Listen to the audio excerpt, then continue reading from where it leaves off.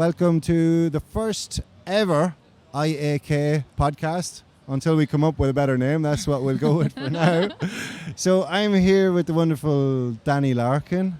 Dani, what's the crack? Yeah, well, great question in the Craic House. It's a pleasure to be here, Seán Óg. It's just wonderful. Thank you so much for having me. Yeah, a bit of context. We're sitting on the balcony in the Craic House in Itaewon in Seoul, and Dani has just played an amazing gig to a house full of people.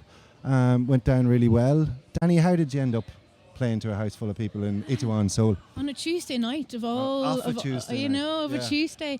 Yeah, well, I suppose in a very fortunate turn of events, back in April, I got an email first of all from the Asia Cultural Centre down in Gwangju, and so I went, made my way there at the weekend for the festival, and on my way over, I managed to get in touch with the Irish Association, and they were kind enough to have me and put on a show and invite people along. So incredible to be playing songs that I've written in my bedroom to then a full audience in Seoul. Yeah.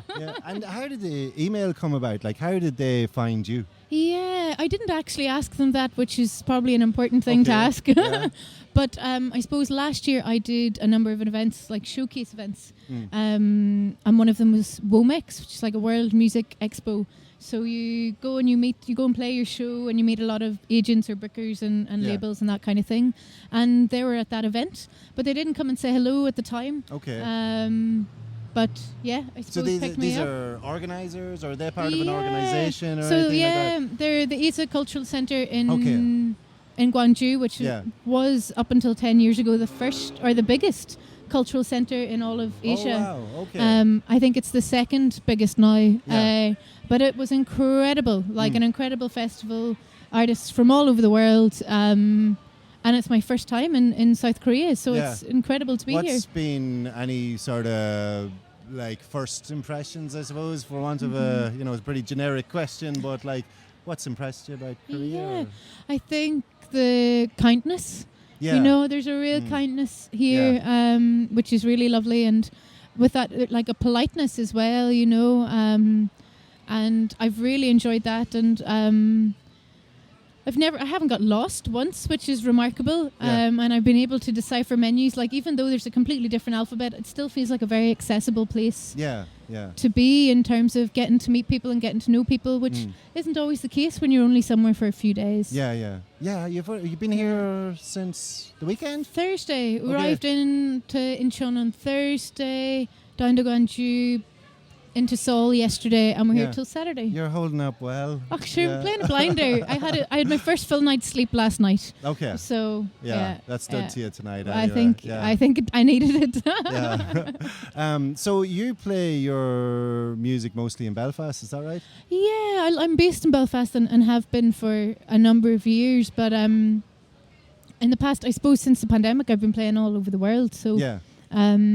home, Belfast is home, Ireland is home for sure, and I love it and it nourishes me. But also then I've been in this year alone, I did a month-long tour of Australia, I did some shows in New York just before that. I had an Irish tour, so it's been full on, and it's incredible to start to piece things together, like even two of the audience members we know from home and are connected to families in so many ways. Two Korean girls, two Korean, right? Two young Korean women, and you go, whoa, how does this world come together? And it just does, and it's those little things along the way that it makes the world both a smaller place and a place where you feel connected, and that's the power of music, I suppose. Yeah, maybe that's a wee segue into something I overheard, that you were involved in using music like to build bridges, really, in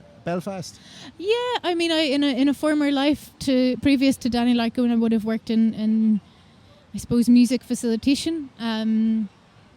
But I keep the two worlds very separate. One certainly feeds the other, but I think as touring and being an artist is a very different thing to hold in that space facilitation wise. But again, it just comes back to the music with the power to connect people. You're still doing regardless. It? Yeah. So, where are you like most like in your comfort zone when you're playing music? Is it on a stage in the Craic House in Itaewon with some rowdy people in the bar, or is it at home? Is it in a session? Where's your so my comfort space is definitely on stage in that regard. You know, all of my work is original work, so it doesn't sit within a traditional Irish setting or within a session setting. And it's definitely pushing that, you know, it's a singer-songwriter, and the first album that I put out into the world just happened to be related to folklore and mythology, and, you know, that's the world that I come from. Pig's Dyke. Yeah. So, you know, that's the world that I come from. It's the world that has informed a lot of my writing, but in the next album, I'll definitely see that growing, and looking forward to sharing that with people too. Do you think there might be something from Korea you might take back with you and stick into a wee song? Yeah, I think you're always, you know yourself, you're always thinking, you're always a creative mind. It never sleeps, as it were. Yeah. So we'll see, but I wouldn't give away any secrets just yet. Okay, we'll hang on for that. So listen, Dani, thanks for everything. Thanks for giving us this wee bit of time as well.